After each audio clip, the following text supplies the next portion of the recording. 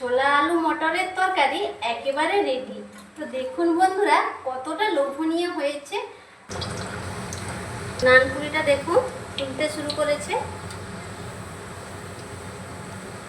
তো এবার উল্টে নেব।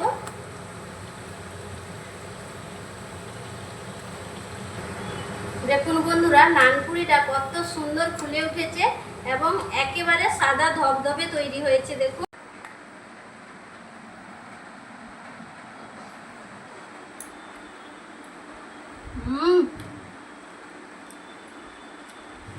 খুব সুন্দর লাগছে। নমস্কার বন্ধুরা, সুমিত্রা কিচেন অ্যান্ড ব্লগে সবাইকে স্বাগত জানিয়ে প্রতিদিনের মতো আজকেও আপনাদের সামনে হাজির হলাম। তো আজকে আমি মহাষ্টমী স্পেশাল নরম তুলতুলে নানপুরি আর সঙ্গে থাকবে ছোলা মটরের তরকারি। তো আপনারা সঙ্গে থাকুন, আজকে জমজমাটি একটা ভিডিও হতে চলেছে। তো পুরোটা স্কিপ না করে সঙ্গে থাকুন, আশা করছি ভীষণ ভীষণ ভালো লাগবে। নানপুরি তৈরি করার জন্য প্রথমে ময়দাটা মেখে নেব বন্ধুরা। দেখুন এখানে একটা গামলার মধ্যে নিয়েছি 500 গ্রাম ময়দা। তবে আপনারা আপনাদের পরিমাণ মতো ময়দাটা নিয়ে নেবেন। ময়দার মধ্যে প্রথমে দিয়ে দেব পরিমাণ মতো লবণ, দিয়ে দেব পরিমাণ মতো চিনি। তবে এখানে আমি 1.5 চামচ মতো চিনি ব্যবহার করছি। এখানে ময়দার মধ্যে দিয়ে দেব 1 হাতা পরিমাণ সাদা তেল। আর নিয়েছি দেখুন বন্ধুরা এখানে বাটির মধ্যে টক দই। তবে টক দইটা নর্মাল টেম্পারেচারে রাখা টক দই হতে হবে। যদি ফ্রিজের মধ্যে আপনারা রাখেন তো তাহলে আধ ঘন্টা আগে ফ্রিজ থেকে বের করে রাখবেন। তো আমি এখানে নিয়েছি 500 গ্রাম ময়দার জন্য 200 গ্রাম টক দই। তো এই টক দইটা আমি পুরোটা এখানে দিয়ে দেব। এখানে দেখুন বন্ধুরা বাটির মধ্যে নিয়েছি উষ্ণ গরম দুধ। এই উষ্ণ গরম দুধের মধ্যে আমি দিয়ে দেব 1 চামচ ইস্ট। এইভাবে ভালো করে একটু মিশিয়ে নেব। উষ্ণ গরম দুধের মধ্যে ইস্ট দিলে ইস্টটা ভালোভাবে অ্যাক্টিভেট হবে, তার জন্য এইভাবে আপনারা দেওয়ার চেষ্টা করবেন। ইস্ট দিয়ে ভালোভাবে আমি মিশিয়ে নিয়েছি। তো এদিকে যে আমি ময়দাটা রেখেছিলাম গামলির মধ্যে, তা ভালো করে একটু হাত দিয়ে এইভাবে মেখে নেব। এইভাবে একটু হাত দিয়ে ভালো করে মেখে নিতে হবে।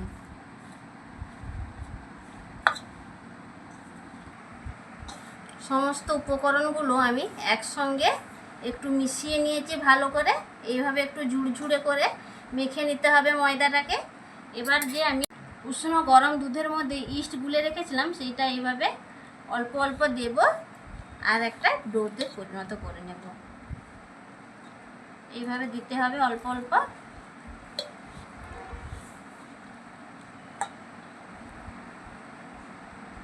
পুরোটাই লেগে যাবে, দিয়ে দিলাম। অল্প অল্প দুধ দিয়ে আমি ময়দাটা মেখে নিচ্ছি। তো দেখুন এইভাবে করে মাখতে হবে, এইভাবে নরম রাখতে হবে। এই দেখুন হাতের মধ্যে এইভাবে চটচটে লেগে থাকবে, এই রকম ময়দাটা মেখে নিতে হবে। তো এইটাকে আমি 4 থেকে 5 মিনিট মতো এইভাবে মেখে নেব। 4 থেকে 5 মিনিট আমি এইভাবে ময়দাটা মেখে নিয়েছি। তো এবার আমি একটু তেল দিয়ে দেব, হাতে যেটা জড়িয়ে আছে সেটাও ছেড়ে যাবে।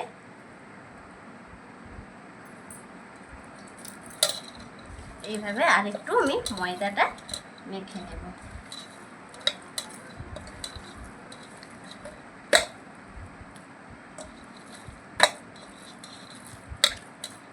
এইভাবে একটু ঠেসে ঠেসে মেখে নিতে হবে আর একটু ময়দাটা।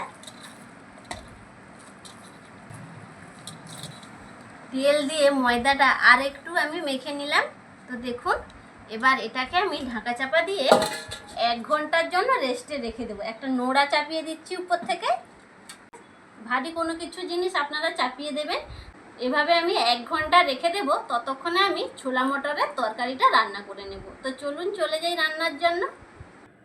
আলু মটরের তরকারির জন্য দেখুন এখানে আমি ছোলা, কাবুল ছোলা আর মটর আর এই যে আলু একসঙ্গে সিদ্ধ করে রেখেছিলাম লবণ আর হলুদ দিয়ে। তো এটা তো সেদ্ধ হয়ে গেছে আমার। এখন আমি মশলা একটা করে নেব। মশলাটা করার জন্য একটা মিক্সিং বোল নিয়েছি। তো বোলের মধ্যে দিয়ে দেব আমি আদা। প্রথমে আদা দিয়ে দিচ্ছি। তো আজকে আমি যেহেতু মহাষ্টমী স্পেশাল রেসিপি করছি তাই নিরামিষভাবেই রান্না করব। তো আজকে আমি প্রথমে তার জন্য দিয়ে দিলাম আদা, আর দিচ্ছি 4টে কাঁচা লঙ্কা। তবে আমি 4টে কাঁচা লঙ্কা দিলাম, আপনারা যে যেরকম ঝালটা পছন্দ করেন সেই হিসেবে দিয়ে দেবেন। আর দেব এখানে 1 চামচ গোটা ধনে, দিয়ে দেব 1 চামচ মৌরি, দিয়ে দেব এখানে 2টো টমেটো মাঝারি সাইজের আমি কুচি করে রেখেছিলাম, সেই কুচিয়ে রাখা টমেটোটা এখানে দিয়ে দিলাম। এবার সব কিছু একসঙ্গে পেস্ট করে নেব। তো পেস্ট করে নিয়ে ফিরে আসছি। দেখুন মশলাটা আমার রেডি হয়ে গেছে। এবার ছোলে মটরের তরকারিটা আমি রান্না করে নেব। এদিকে দেখুন গ্যাস অন করে একটা কড়াই বসিয়ে দিয়েছি, কড়াইটা গরম হয়ে গিয়েছে। দিয়ে দেব এখানে সর্ষের তেল, বেশ কিছুটা পরিমাণে আমি সর্ষের তেল এখানে দিয়ে দিলাম। তেলটা গরম করে নেব। তেল গরম হয়ে গিয়েছে, দিয়ে দেব 1 চামচ মতো গোটা জিরে, আর একটা তেজপাতা দিয়ে দিচ্ছি।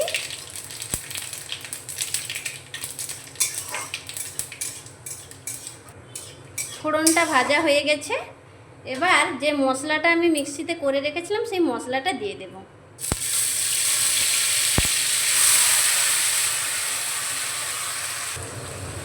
পুরো মশলাটা আমি এখানে দিয়ে দিয়েছি। মশলাটাকে একটু 2 থেকে 3 মিনিট মতো এইভাবে আমি কষিয়ে নেব।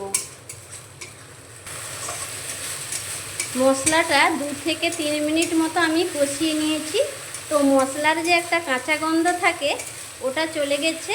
তো এর মধ্যে আমি কিছু গুঁড়ো মশলা অ্যাড করব। প্রথমে দিয়ে দেব 1 চামচ কাশ্মীরি লঙ্কার গুঁড়ো, 1 চামচ দিয়ে দেব ধনে গুঁড়ো, হাফ চামচ দিয়ে দেব জিরে গুঁড়ো, আর দেব 1 চামচ হলুদের গুঁড়ো। অল্প একটু জল দিয়ে দেব। মশলাটাকে আমি এবার সুন্দর করে কষিয়ে নেব।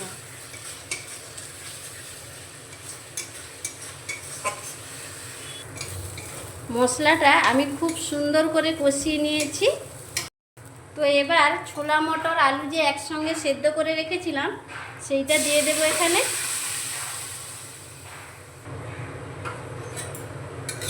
এবার মিশিয়ে নেব। একটু নাড়িয়ে আমি সমস্ত কিছু একসঙ্গে মিশিয়ে নিচ্ছি। সমস্ত কিছু ভালোভাবে আমি একটু মিশিয়ে নিয়েছি। তো এর মধ্যে আমি কিছুটা জল দিয়ে দেব। পরিমাণ মতো জল দিয়ে দিয়েছি। তো ছোলা মটর আর আলু সেদ্ধর সময় আমি লবণ দিয়েছিলাম, তো এখন জল দিয়েছি, অল্প পরিমাণে লবণ এখানে দিয়ে দিচ্ছি। এবার টেস্টের ব্যালেন্সের জন্য দিয়ে দিচ্ছি অল্প চিনি। নাড়িয়ে একটু মিশিয়ে নিতে হবে এইভাবে।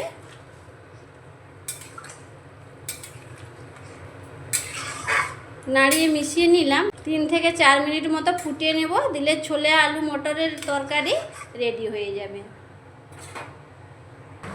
3 থেকে 4 মিনিট মতো ফুটিয়ে নিয়েছি।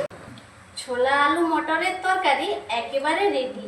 তো দেখুন বন্ধুরা কতটা লোভনীয় হয়েছে, আর যা সেন্ট বেরোচ্ছে না বন্ধুরা, নানপুরির সঙ্গে জাস্ট জমে যাবে এমন যদি একটা রেসিপি থাকে। তরকারিটা তো রান্না করে নিয়েছি বন্ধুরা। এদিকে 1 ঘন্টাও রেস্টে রাখা হয়ে গেছে ময়দাটা। ঢাকা চাপাটা উপরে খুলে নেব। এই দেখুন ময়দাটা কতটা ফুলে উঠেছে। তো এইভাবে একটু আমি মেখে নেব। আর একটু ডোটাকে আমি আর একটু মেখে নিলাম। তো এইবার এখান থেকে আমি লেচি কেটে নেব। এইভাবে আমি লেচি কেটে নেব।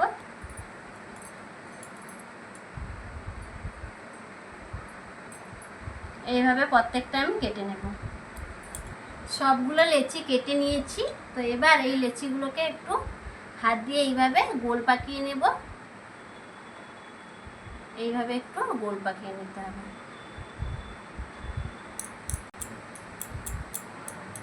দেখুন একটা কি সুন্দর গোল পাকিয়ে নিয়েছি। তো এবার এটাকে বেলে নেব। বেলার জন্য আমি এখানে একটা থালা নিয়েছি। তো এই থালাতে আমি তেল লাগিয়ে নেব। আর এই যে বেলনাটা নিয়েছি এতেও একটু তেল লাগিয়ে নিতে হবে। দিলে বেলার সময় আর জড়িয়ে যাবে না। এবার যেটা আমি গোল পাকিয়ে রেখেছিলাম এটা আমি বেলে নেব। একটু মোটা করে বেলবো, নানপুরি একটু মোটা হয়, এইভাবে একটু বেলে নেব আমি।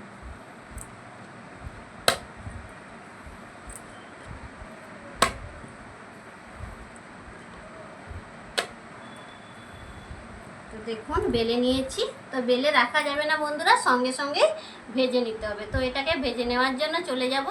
নানপুরিগুলো ভাজার জন্য চলে এসেছি রান্নাঘরে। তো আমি আগে থেকে কড়াইতে তেল বসিয়ে রেখেছিলাম, তেলটা গরম হয়ে গেছে। তো এবার একটা দিয়ে দিলাম আমি তেলের মধ্যে।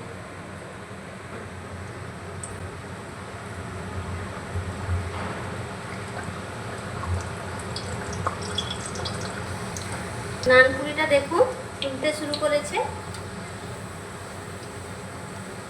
তো এবার উল্টে নেব।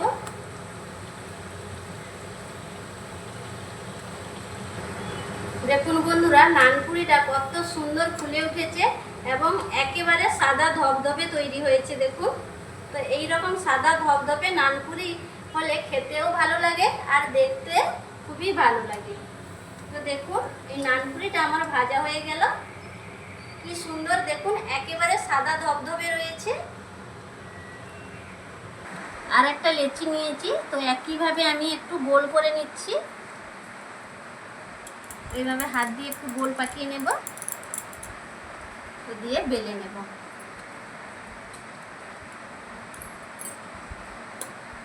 সবসময় নানপুরি আপনারা বেলবেন একটু মোটা করে, পাতলা করে বেলবেন না, এইভাবে একটু মোটা করে বেলতে হবে। তো আমি এটাকে আর বেলবো না। তো এটাকেও আবার ভেজে নেব। তো একইভাবে আমি আরেকটা দিয়ে দিলাম। দেখুন নানপুরিটা যখন এইরকম একটু একটু ফুলতে শুরু করবে তখনই এভাবে উল্টে দিতে হবে।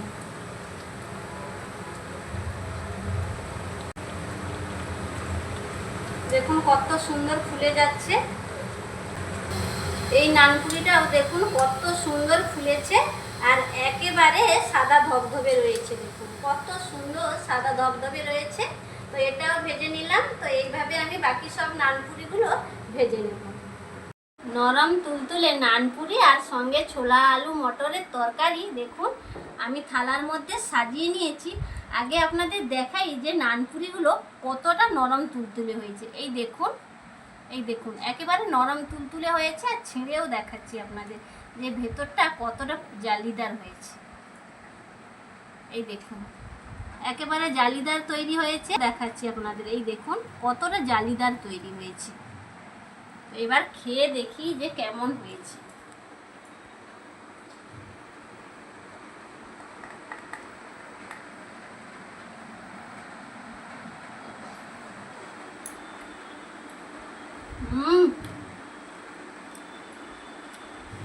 খুব সুন্দর লাগছে, মানে নরম হয়েছে তুলতুলে নানপুরিগুলো যেমন, আর তরকারিটা যা টেস্টফুল হয়েছে বন্ধুরা, আপনারা না বানালে কিন্তু বিশ্বাস করতে পারবেন না যে কতটা লোভনীয় হয়েছে। সবসময় তো মহাষ্টমীতে বন্ধুরা আমরা সাধারণত খিচুড়ি, তারপর লাবড়ার তরকারি বা আলুর দম করে থাকি। তো এবছর একটু ভিন্নভাবে নরম তুলতুলে নানপুরি আর সঙ্গে এই ছোলা আলু মটরের তরকারিটা আপনারা অবশ্যই একবার ট্রাই করে দেখবেন, মুখে স্বাদ লেগে থাকবে। এতটা সুন্দর হয়েছে, আপনারা অবশ্যই একবার বাড়িতে ট্রাই করবেন। আজকের এই মহাষ্টমী স্পেশাল দুটো রেসিপি আপনাদের কেমন লাগলো সেটা বন্ধুরা অবশ্যই আমাকে কমেন্ট বক্সে কমেন্ট করে জানাবেন।